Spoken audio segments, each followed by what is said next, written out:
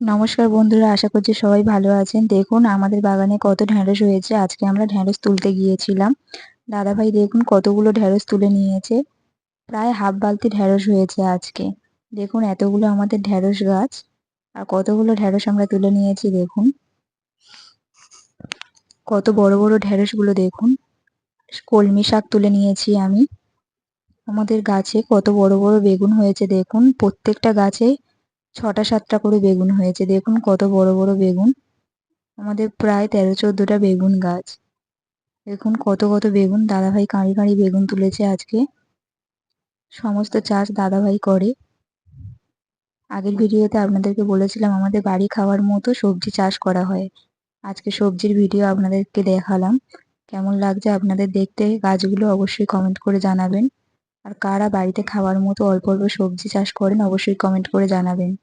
দেখুন ঢ্যাঁড়সের ফুলটা কত সুন্দর দেখতে। আর কতগুলো ঢ্যাঁড়স গাছ দেখুন। এগুলো সব বেগুন গাছ। দেখুন দাদাভাই উচ্ছে তুলে নিচ্ছে। উচ্ছে গাছগুলো পেকে গিয়েছে, তবুও এখনো উচ্ছে হচ্ছে।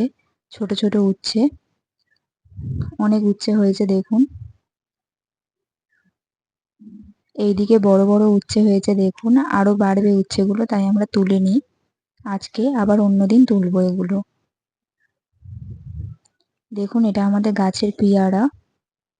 গাছের বড় পেয়ারাটা পেকে গিয়েছে, তাই আমরা তুলে নিচ্ছি। দেখুন আমি তুলে নিলাম পেয়ারাটা।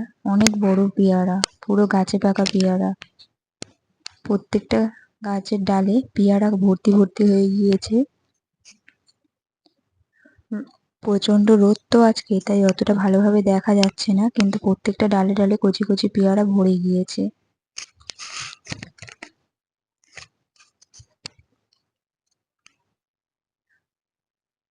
দেখুন এইগুলো আবার ঢ্যাঁড়সের চারা বসানো হয়েছে। আর পেঁপে হয়েছে দেখুন, দূরে পেঁপে কতগুলো পেঁপে হয়েছে দেখুন। দাদাভাই পেঁপে পাড়ছে।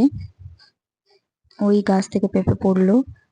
কত বড় পেঁপে দেখুন। আরো বাড়তো পেঁপেটা, তাও আমরা তুলে নিলাম গরমের সময় মাছের ঝোল করে খাওয়া হবে বলে।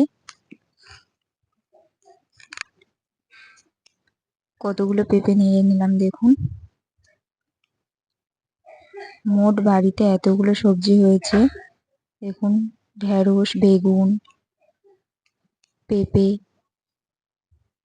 উচ্ছে, কতগুলো সবজি আনলাম আমরা বাড়িতে দেখুন।